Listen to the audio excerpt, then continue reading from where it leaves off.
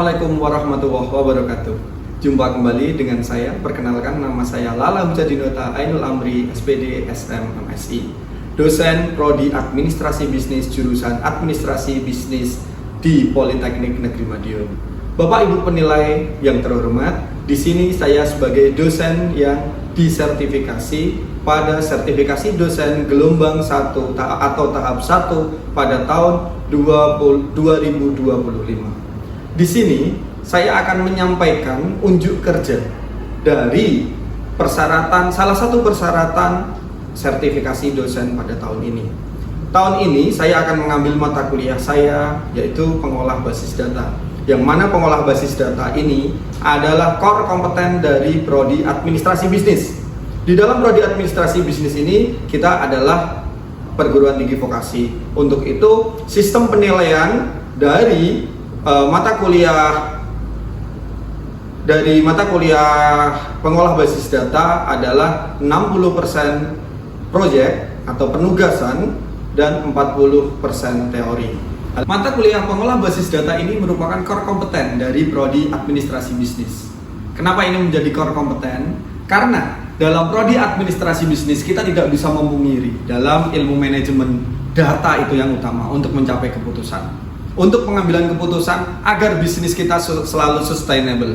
Sejalan dengan amanat dari CPL atau CPMK yang diturunkan pada prodi kita, Prodi Pengolah Basis Data. Untuk itu, di dalam mata kuliah ini sudah kita setting selama 16 kali pertemuan, yang mana minggu ke-8 adalah ujian tengah semester, minggu ke-16 adalah ujian akhir semester.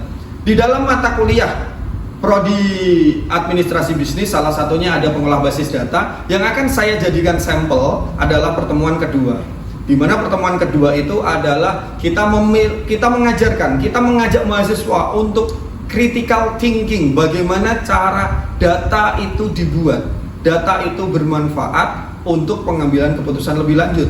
Agar apa? Agar tata kelola dalam suatu instansi, perusahaan, maupun dalam suatu organisasi itu dapat berjalan dengan baik. Untuk itu, Bapak Ibu penilai yang terhormat, berikut kami hantar video unjuk kerja dalam komponen pembelajaran yang saya berikan. Sekian, terima kasih. Oke, selamat pagi mahasiswa semua, adik-adik semua. Seperti biasa dalam mata kuliah saya, kita mulai dengan doa. Agar apa? Agar kegiatan kita di pagi hari ini diridhoi oleh Tuhan Yang Maha Kuasa, memperoleh hasil yang maksimal. Saya hantarkan menurut agama dan kepercayaan masing-masing, berdoa mulai. Oke, berdoa selesai. Minggu kemarin kita sudah bahas tentang perkenalan data. Kaitannya apa data dengan prodi kita? Prodi kita itu apa? Prodi kita administrasi bisnis, bener ya? Nggak salah. Jangan sampai salah. Prodi kita apa? Teknik, jangan. Kemarin kita sudah membahas banyak tentang kaitannya. Apa kaitannya data dengan manajemen? Apa kaitannya data dengan administrasi bisnis? Kita sudah secara singkat kita sudah bahas semuanya. Untuk itu di pertemuan kedua ini kita akan membahas tentang pengolah basis data dengan kaitannya data itu apa? Pentingnya data itu apa? Fenomena yang sering kita lihat di dalam kehidupan nyata. Kalian pasti sering mendengar kata ayo kita voting. Pernah dengar nggak voting itu apa? Pemungutan suara. Kenapa voting itu dilakukan? Karena dalam satu forum itu tidak ada kata mufakat dalam musyawarah. Karena dalam satu forum itu tidak ada kata mufakat dalam musyawarah. Untuk itu kita sering dengar kata voting. Voting adalah tadi betul Mas Helena, pemungutan suara. Hasil dari pemungutan suara itu apa? Bisa juga misalkan kita memilih Pak RT misalkan ada Pak Ahmad misalkan, ada Pak Juri misalkan, ada Pak Aziz misalkan. Di sini dapat 5, di sini dapat 3, di sini dapat 2. Otomatis yang jadi RT siapa? Pak Ahmad. Kenapa Pak Ahmad jadi RT? Karena dapat suara terbanyak. Suara 5, suara 3, suara 2, ini yang dikatakan data. Kaitannya data dengan administrasi apa? Dengan hal yang seperti ini dapat membantu kita. Oke, silakan duduk. Ini telat lain kali jangan telat. Silakan duduk, langsung ambil satu, belakangnya dua. Oke, kita lanjut. Anggap saja tadi intermezzo, iklan, tidak apa-apa, isu. Data, kaitannya dengan data adalah alat untuk membantu mengambil keputusan. Tidak selamanya keputusan itu dilandasi dengan mufakat musyawarah, itu tidak. Tapi dengan hal-hal seperti ini dapat diterima oleh banyak orang. Tapi sekali lagi, intinya data adalah bersifat pembantu. Kalau memang bisa musyawarah mufakat, kenapa tidak? Kita harus bijak dalam menentukan suatu kebijakan. Tidak boleh, saya pengen Marcel jadi ketua kelas ini. Tapi kalau memang datanya forumnya tidak menginginkan Marcel, dengan cara apa kita menuju ketua kelas? Dengan cara voting tadi, dengan cara pengolahan basis data. Inilah kaitannya mata kuliah kita dengan aplikasi di kehidupan kita yang saya lihat ini. Banyak sekali kita mendengar kata data. Nah, ini ada kata mawar ini. Mawar ngomong, data akuratnya suatu perencanaan besar berdasarkan data yang valid. Pengolahan basis data adalah kunci keberhasilan suatu bisnis. Ini kata mawar dan kata melati, bukan kata saya. Tapi ini benar adanya. Kalau data kalian benar, itu bisa dipakai sebagai dasar pengambilan keputusan. Itu tidak bisa dipungkiri. Kalau memang data kita salah, misalkan Pak Ahmad, Pak Juri, Pak Aziz, ternyata yang jadi ketua RT Pak Aziz. Karena apa? Datanya dimanipulasi. Ini walaupun ini juga, ini saya tambahin gini, jadi bukan nggak? Ini namanya data yang tidak akurat, itu yang harus kita hindari. So, kata mawar, akuratnya suatu perencanaan berdasarkan data yang valid. Jangan hanya kita melihat data dari angkanya saja, kita juga harus melihat belakangnya. Ini 12, tapi kenapa ininya 2? Itu harus kita pikirkan. Untuk selanjutnya, ini adalah suatu problem. Nah, ini apa ini? Laporan keuangan yang tidak akurat, pengambilan keputusan yang salah, dan kehilangan kepercayaan pelanggan itu adalah penyebab bisnis kita rugi. Hubungannya apa? Hubungannya dengan data lagi. Lagi-lagi dengan data. Banyak perusahaan yang hancur gara-gara data. Lalu kasus-kasus seperti itu banyak sekali. So, nah ini saya minta bantuan Indri. Mana Indri? Nah itu Indri. Ada data 941 adalah data perusahaan terbuka. Perusahaan terbuka ada data 144.000. Di sini ada 277 juta. Ini jumlah apa ini?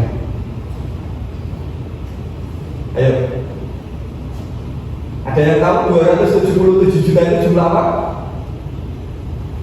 Ini ada data perusahaan di Indonesia. Ada perusahaan non terbuka di Indonesia. Terus 277 ini data apa? Penduduk Indonesia betul. Ada data yang secara implisit tidak kita ketahui tapi dapat kita mengerti. Ini data perusahaan. Ini data perusahaan non terbuka. 277 itu apa? Ternyata di Indonesia jumlah penduduknya ini. Data-data seperti ini yang harus kita jeli, yang harus kita pelajari lebih lanjut. Jangan sampai kita jadi tertinggal gara-gara data ini. Next, problem dan solution. Problemnya apa? Kita selama ini takut dengan data. Ayo, aku. Kalau kalian sudah dikasih Excel, takut gak dengan data? Karena apa? Pikiran kalian sudah tidak suci lagi. Menganggap angka itu sulit, menganggap angka itu apa ini gitu. Padahal dengan angka kita bisa bekerja dengan baik. Kalau kita sering dengan bekerja dengan hati, sekarang kita ngomong bekerja dengan data. Bekerja dengan data. Terus yang terakhir, nah ini, apakah cukup bekerja sesuai tupoksi, tugas pokok dan fungsi? Apakah cukup bekerja tanpa data? kita sebagai administrator bisnis itu apa? Data. Kita olah, kita buat keputusan, selesai. Sesimpel itu dengan data. Dengan data kita olah, kita bisa mengambil kesimpulan. Insya Allah kita sukses. Yang terakhir, saya mau menunjukkan sesuatu data. Kalian ingat pengolahan data berupa triangulasi. Satu data harus diperkuat dengan data yang lain. Nanti kalian akan dapat pada saat kalian mengerjakan tugas akhir. Mungkin ini mungkin belum diajarkan dulu atau kalian lupa, saya tidak tahu. Minggu depan saya mau kelas ini kuliah di Tawamangun. Setuju apa enggak? Setuju apa enggak? Ayo, setuju apa enggak? Minggu depan saya bosan berkuliah di kelas. Minggu depan kita ke Tawamangun. Setuju apa enggak? Setuju ya? Tapi jika termnya saya rubah, minggu depan kita kuliah di Tawamangun. Bis, makan, sewa ruang saya bebankan kepada kalian. Setuju apa enggak? Terus jadinya kita setuju apa enggak minggu depan kita ke Tawamangun? Ya, bingung semua kan? Ini yang dinamakan tidak ada kesepakatan. Kalau di awal tadi minggu depan kita ke Tawamangun dengan biaya saya tanggung, ada yang ngomong setuju. Mayoritas jawab setuju, walaupun mungkin ada satu dua yang tidak setuju karena mungkin minggu depan ada yang nikah, ada yang kita nggak tahu. Tapi jika termnya kita rubah, minggu depan kita kuliah di Tawamangun, biaya bis ditanggung kalian, biaya makan ditanggung kalian, biaya sewa ruang ditanggung kalian. Setuju apa enggak? Oh, mulai mikir kan, setuju apa enggak, setuju apa enggak? Otomatis tidak ada kata mufakat kan? Untuk itu diperan data di sini bekerja. Kita kenal istilah min, median, modus kan? Kita kenal skala Richter. Setuju itu poinnya 5, ya kan? Sangat setuju. Setuju poinnya berapa? 4. Netral poinnya berapa? Tidak setuju poinnya 2. Sangat tidak setuju poinnya 1. Dengan triangulasi data ini kita bisa melihat. Ya, seperti contoh, minnya 3,0. Ini berarti setuju apa tidak? Arahnya. Setuju itu kok netral poinnya di 3. Kalau 3,0 itu berarti di sini. Cenderung ke setuju apa tidak? Setuju. Medianya 3, netral. Di sini kan. Yang modusnya 1 berarti tidak setuju. Berarti intinya kita berangkat nggak kalau dari data ini? Berangkat nggak? Poinnya di 3 sini, lalu setujunya di sini, tidak setujunya di sini. Jadi berangkat nggak? Tidak jadi. Ibarat timbangan, tengah-tengahnya itu 3, ya kan? Yang 1 itu lebih berat, tapi yang setuju ini poinnya di sini. Jadi nggak berangkat kan? Nah terus saya lihat data ini. Nah ini minnya 4,1, berangkat nggak? Berangkat. Medianya 4, berangkat nggak? Modusnya 4, berangkat nggak? Jadi berangkat nggak keputusannya? Nah kalau ini minnya 2,6, berangkat nggak? 2,5? 2? Jadi berangkat nggak? Nah terus saya contohkan. Nah ini minnya 2,6, berangkat nggak? Tidak. Mediannya 2, netral.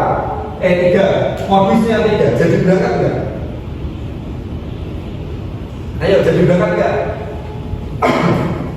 Jadi berangkat nggak kalau data ini? Ayo, 3-nya di sini 2, terus ada 2,6 di sini. Jadi berangkat apa berangkat tidak berangkat? Tidak berangkat kan? Nah, sekarang datanya saya ubah seperti ini. Misalkan ini 5. Misalkan ini 4 deh. Minnya 1, berangkat nggak? Tidak kan? Medianya 3, netral. Modusnya 4. 4 itu berangkat atau tidak? Jadinya berangkat apa enggak? Jadi itu berangkat. Yang berangkat tunjuk jari tangan. Ayo, yang tidak tunjuk tangan. Nanti yang salah terakhir yang benar. Ayo. Posisi 1, 2, 3, 4, 5. Posisi 3-nya kan di sini, posisi 4-nya di sini, posisi 1-nya di sini.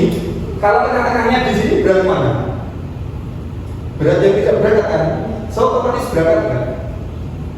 Nah, nggak berangkat kan? Sekarang kasusnya dibalik. Kalau ini 5, jadi berangkat kan? Tengahnya 1, yang tidak berangkat 1, yang netralnya 3, yang berangkat 5. Ini kasusnya jadi berangkat nggak? Hah? Kok jadi? Kenapa jadi? Ayo, kan tadi 1, 2, 3, 4, 5. 3-nya 1 di sini. Yang berangkat 5 di sini.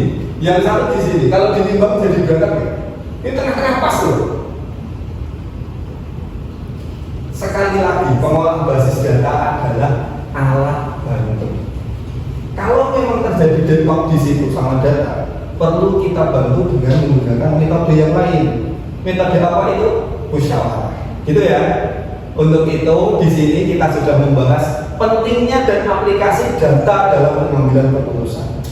Tapi tidak semua pengambilan keputusan itu bisa diselesaikan dengan pengolahan basis data. Kita juga harus memperhatikan cara pengambilan keputusan yang lain. Karena kita di administrasi bisnis, kita harus mempelajari itu semua. Ada pertanyaan?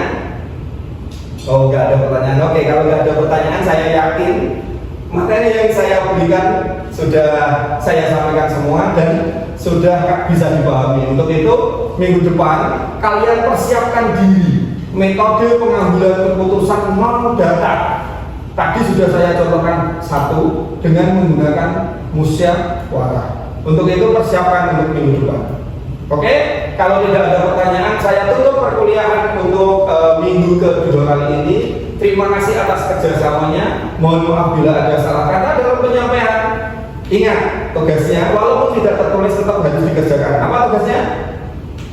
Mencari materi tentang pengambilan keputusan non data untuk kita bahas di pertemuan minggu ketiga. Tak lupa saya mengingatkan tetap jaga kesehatan, hati-hati di jalan. Saya akhiri. Wabillahi taufiq wal hidayah. Wassalamualaikum warahmatullahi wabarakatuh.